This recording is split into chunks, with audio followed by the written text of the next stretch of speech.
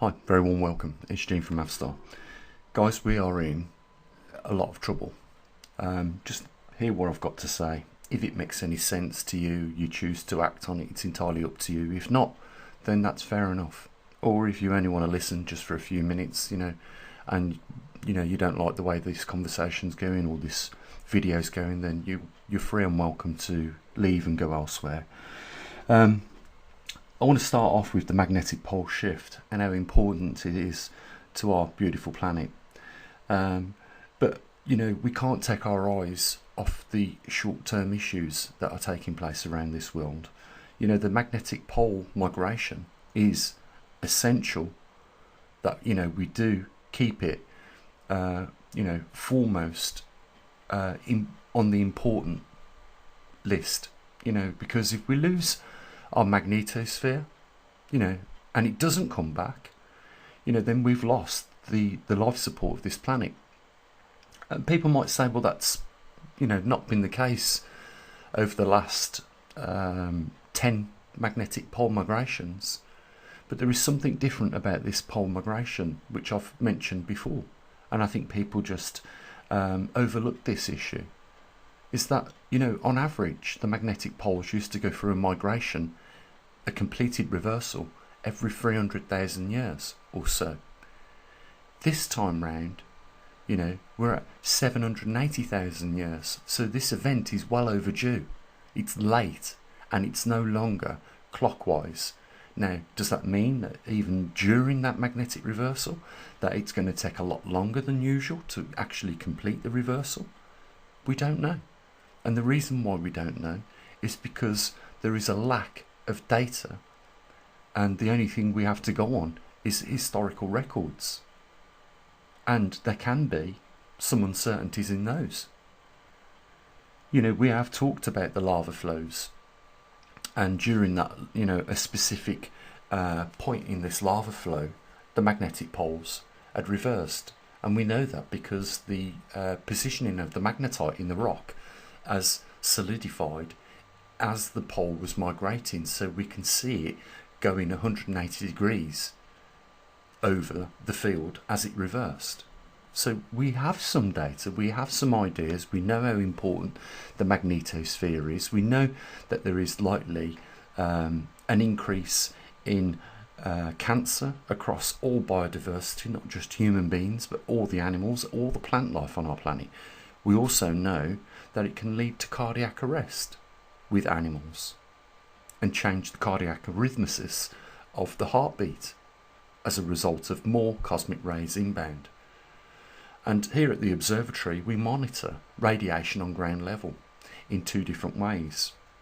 We monitor the background radiation, alpha, beta, gamma, and we also monitor muons, which are subatomic particles that collide in the upper atmosphere, and that's how they are manufactured, by coming into contact with larger particles. So we have cosmic rays inbound, they collide with upper atmospheric particles, they smash into smaller pieces, and one of those smaller pieces is muons, and we detect those here at the observatory. We monitor the levels of muons, because if the magnetosphere is weakening, more radiation is inbounding the form of cosmic rays, and therefore more muons will be at ground level.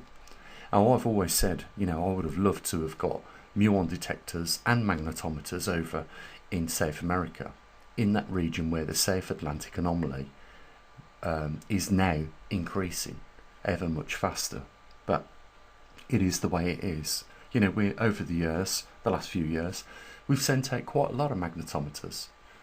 People have been persistent, as to stick with us for a year, and then they give up, but they never send, for some reason, the magnetometers back, so we lose that equipment, so we have to manufacture it again.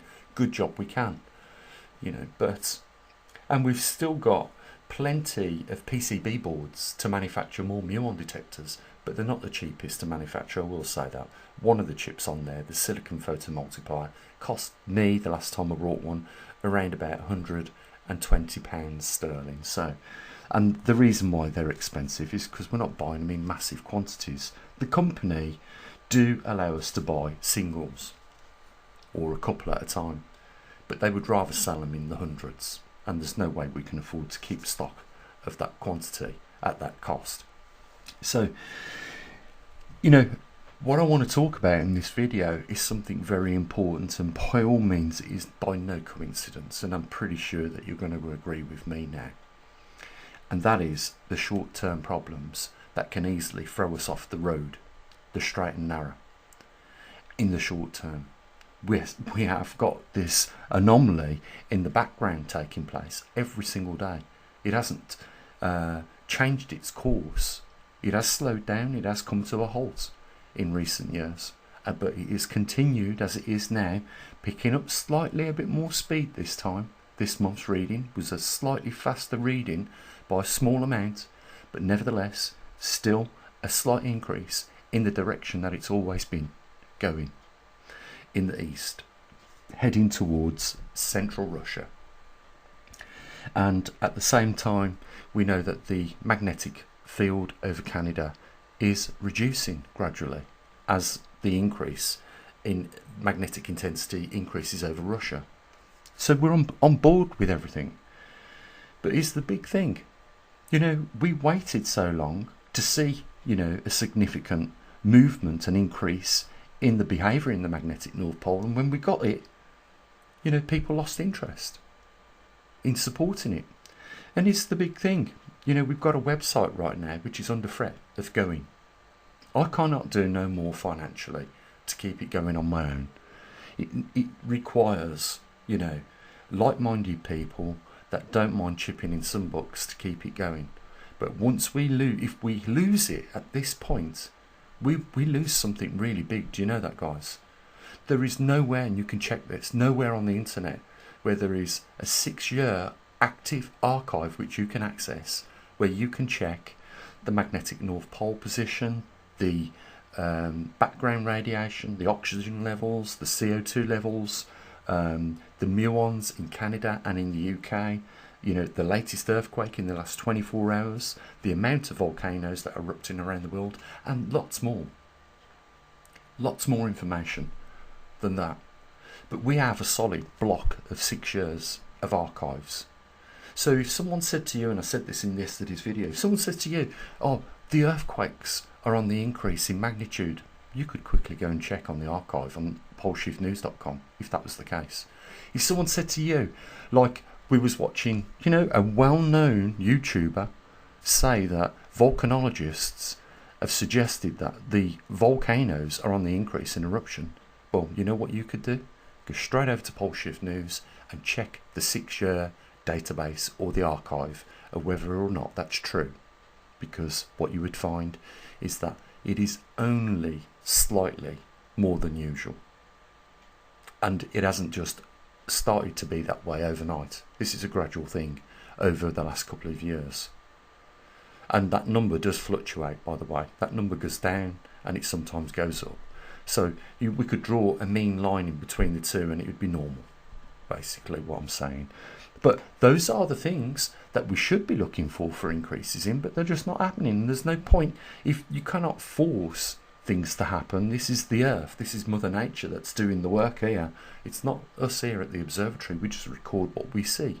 We record it honestly using the scientific method, using measuring equipment.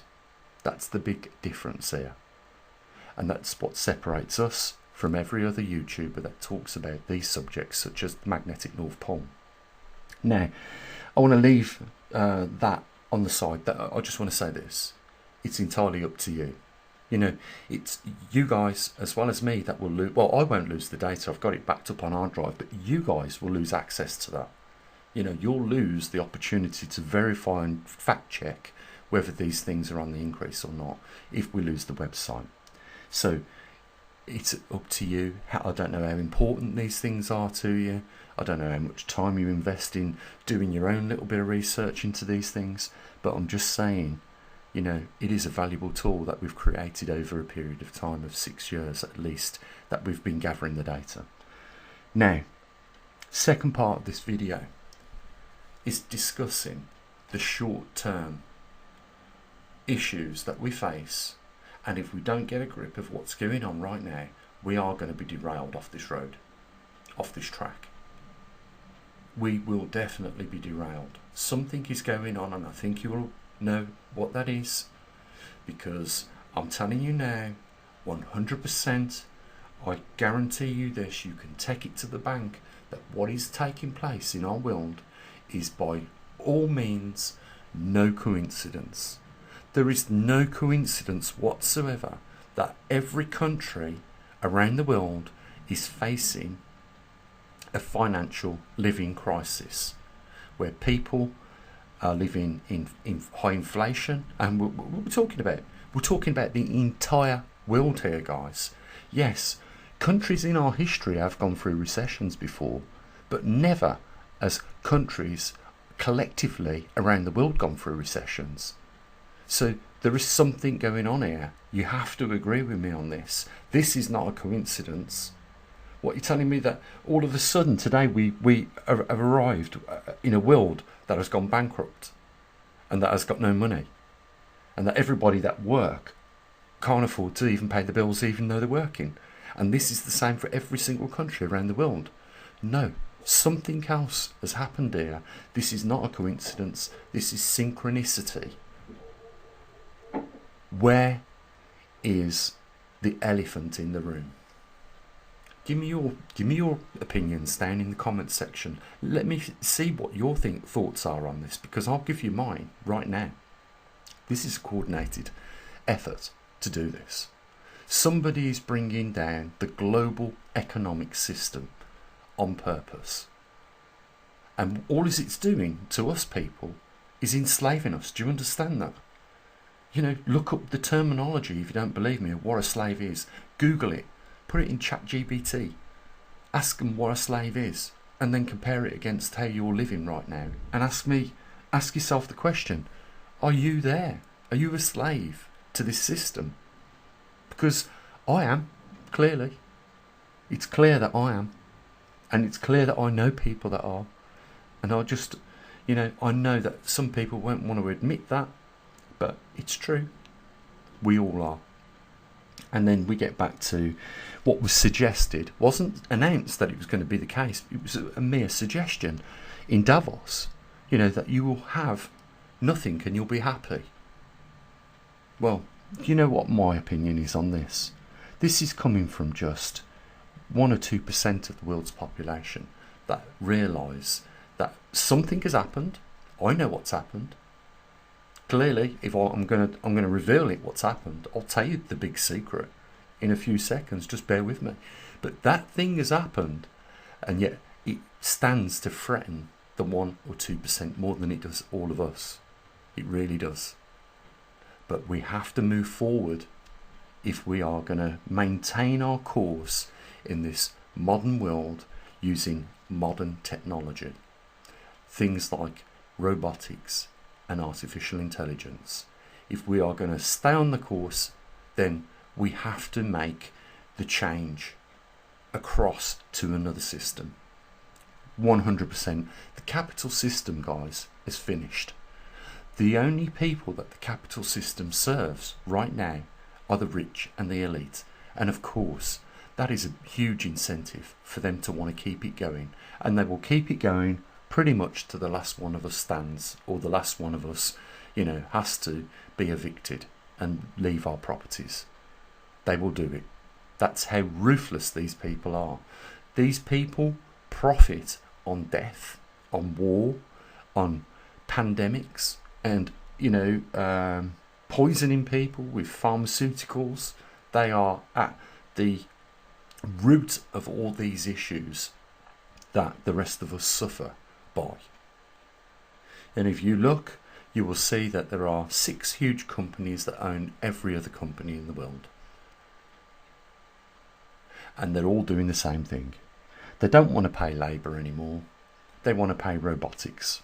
And I kid you not, these things are coming online. Optimus 3, the Generation 3 Optimus, the Tesla robot, it will be on sale shortly. You'll be able to buy one for under $20,000. That robot is going to just about wipe out all the other jobs. Earlier this year, I started retraining myself.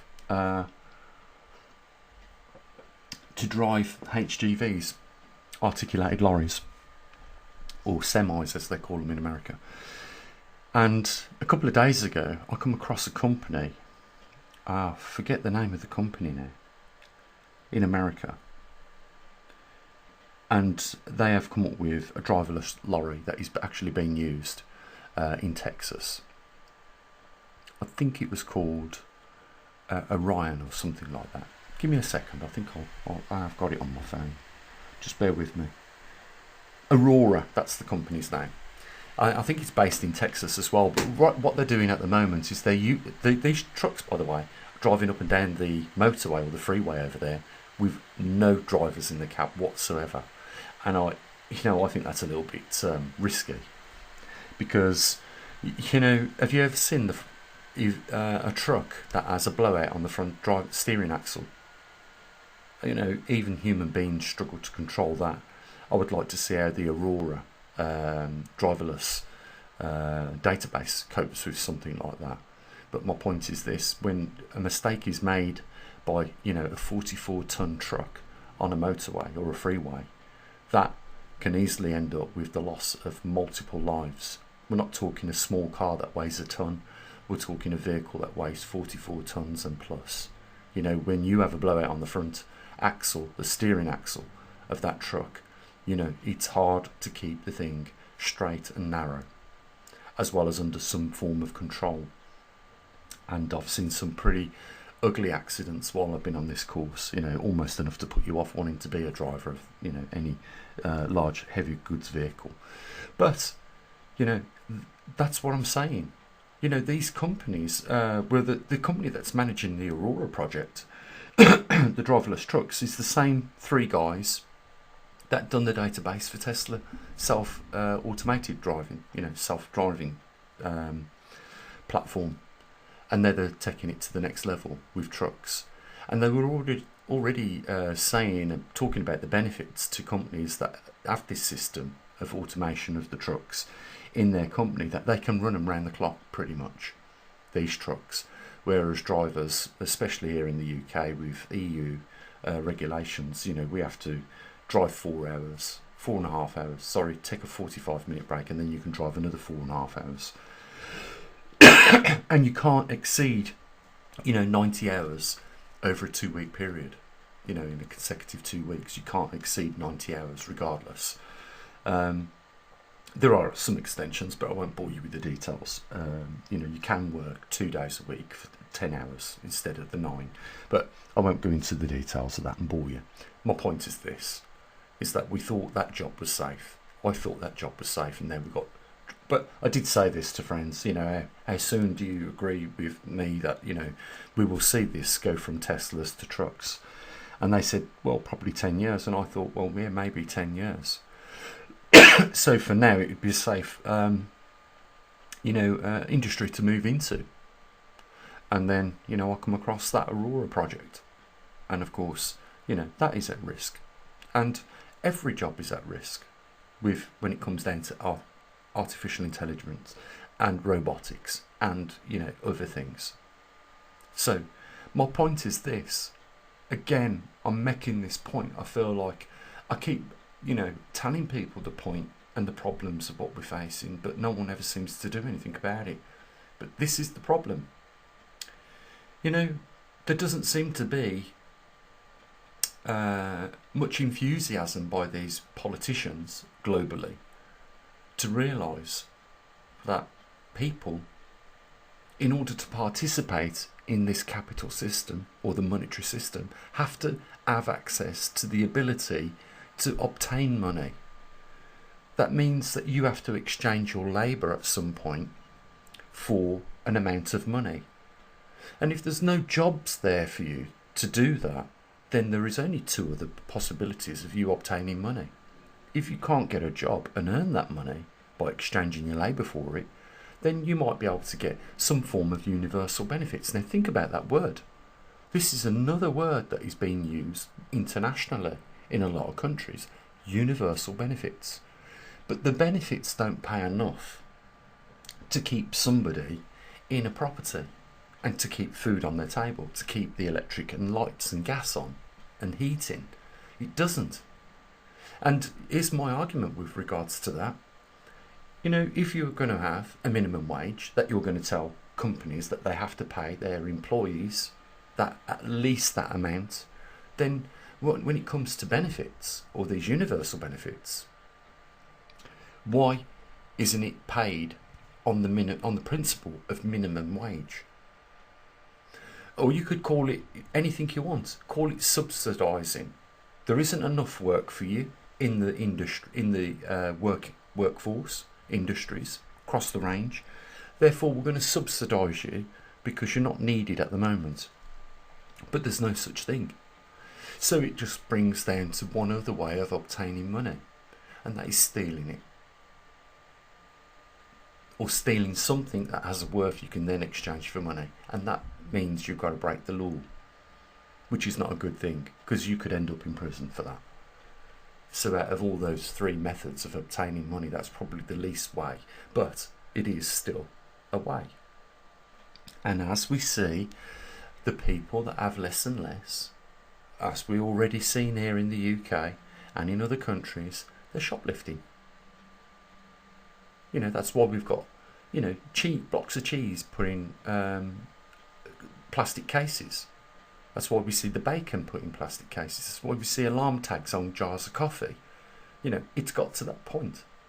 You know, the joint of beef at £30 a joint, or the leg of lamb at £35 a leg, you know, has now got to the point they've got to put a tag on it to stop somebody shoplifting it. It already shows you guys that this system is failing because these things are on the increase. And yet no politician around the world will address the elephant in the room. And that is, you know, you cannot continue with the progression of technology and have a large workforce in work at the same time, because the two go against each other. Technology, as you already well know, removes the ability for a vacancy to be there or a job. I'll give you some for instances. If you look at the shopping malls or shopping centres, or, you know, the main high street stores, how many of those cashiers are actually there now? And how many self-service tills are there? Well, just think about that. It's another job gone. You know, when you look at the manufacturing of any car plant now, it's mainly robots that are doing the work, not human beings. We are being made obsolete, and the big danger areas, and you know what really sets my alarm bells off, is when I see behaviours that we last witnessed in the 1930s coming back into full production in this time. What am I talking about? Well, exactly what YouTube's doing right now, and all the other platforms that have been threatened by governments that they'll end up paying licence fees if they do not regulate what is being said on them. But this is a suppression of information. This is an attack on freedom of speech. It is the attack on the democracy that we believe we've got. Yeah, clearly in broad daylight, you know, these companies are doing it. And even though it is illegal, they are doing it. And what worries me is that in the 1930s, when the Nazis was doing this, you know, they started off with burning books and literature and information that they didn't want the general populace to get their hands on. And then it went from that to forcibly controlling them. And then when it left, you know, that was no longer an effective method of controlling people. Guess what they built? You'll never believe. Guess what they built in Auschwitz, Poland? They built a factory which was specifically purposed to kill human beings.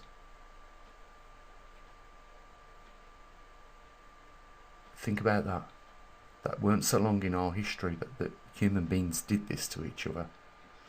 And we're back there now, seeing the very same thing happen all over again. You know, those people that are still alive, that that witness that are very few and far between now. But if they was able to tell you, they would say, you won't believe where this goes. We've seen this before. We know exactly what happens next. We lived through this whilst it was happening before. And can you believe the world governments are allowing it to happen again?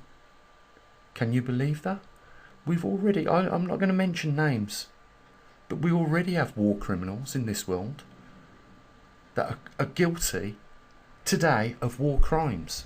I don't need to mention names, but that's what we're living. We've got the very people, we've got the behaviour. What next? What are we all waiting for? We're waiting for the factory. We're waiting for the Nazis to knock on the door, the modern Nazis, hey? And then off we go. I know a lot of you are going to be thinking right now, it'll never happen. And they thought the same thing. You know what they thought back then in the 1930s? Just keep a low profile. Don't stand out. Don't become one of these people that, get noticed straight away for talking about these things. Just stay quiet and maybe they'll leave us alone. Not the case. It didn't work out too well for a lot of people back in the 1930s that thought that way. And it won't this time round. So short term, we're facing some big issues. And the boogeymen are very likely, and I think you'll agree, these rich and elite. The ones that tell us you can't drive your combustion engine car because you're polluting the atmosphere, whilst at the same time jumping on a private jet and flying around the world, or cranking up that £50 million yacht and taking it out offshore for a couple of days, or travelling round in helicopters, or like we see Donald Trump, a car escorted parade of 20 other cars. So he's got to take 20 other cars with him wherever he goes in any of the countries, because he's got to drive around in that beast, the bulletproof, bomb-proof vehicle. But he's also got to have this entourage following him. And then, we get told that by individually us driving a combustion engine car, that we are creating, the environment to destroy our Earth because of excessive carbon being put into the atmosphere. And I bet you, because I've mentioned this about, man-made carbon, we'll get that little banner come up under the video a bit later on. And that's how active these people are, because they are training the algorithms to listen to us now so that they don't have to pay someone to listen to us. And when they find out we're talking about certain subjects that we're not supposed to, you know what we get? We get throttled back. We get our links blanked off. We get demonetized, and all the other little weapons that these creeps have in their little toolkit to deal with people like me and you. I will guarantee you this. If we all do nothing, guarantee you nothing will change. Sadly, when I see protests now, I don't see support from other groups. It's like what we had here. We had the English farmers protesting, but no one else, or very little other people from other groups of interested parties, didn't get involved in it, because that only affected the farmers. It didn't affect everybody on the whole, but it does if you look further down the chain of how farmers affect the cost of the produce in the shops. If they're getting a bad deal and they're having to put the cost on the actual buyer of their produce, then eventually it ends up being taken out of your wallet as well. So, when you see farmers protesting, it's a good idea that you get involved in those protests and support them. Same as the truckers. That it was, when they was having that rally in Canada, that protest. If you leave it, if you think that you can avoid it by just keeping your head down, buried in the sand, you're going to come across at some point the same behaviour and treatment that those did in the 1930s. When there's a wrong, you do not keep quiet about it. You have to speak up. And if people don't know what's going on, then you have to try and help them find the information, present it in a way for them that they can understand, and then they can make their decision on what they want to do. But we are too late at this point in the game to start up our own growing garden right now. So one of the only things you can do is really put up some food storage. But if you are wiped out, you've got no money left in your salary because it's already gone at this point in time in the month, then what options have you been left with right now? It's serious that we do address this problem, because this is not a coincidence, guys, what's going on in the world. You don't get recessions happen globally, ever. Not even the great financial crisis of the 1920s, was it? Or 1930s? Was affecting every single country around the world, as it is like today. So whatever is about to be experienced will be on an unprecedented scale that we've never witnessed before. Ever. Because it has never been globally like it is right now. We're talking every country in Europe, Canada, the UK, America, South Americas, and China, Australia, New Zealand, all the other countries that I haven't mentioned. It's the same. And this is by design. It can only be by design. It is by all means not a coincidence, guys. So I'm be very interested to see whether you agree on some of the things that I've touched on in this video. You can put them in the description, I'll read them later. But if you can, guys, support this observatory, and we'll try and keep the website open and running as long as we can. If you can help support that, then you should definitely do that. Think about it. This isn't something that you can get anywhere else. There's only one place, and that's here. And there's only a couple of links where you can help provide, a little bit of support, and that's down in the description. I'll say what I usually do. You take care of your loved ones, as always. Bye for now.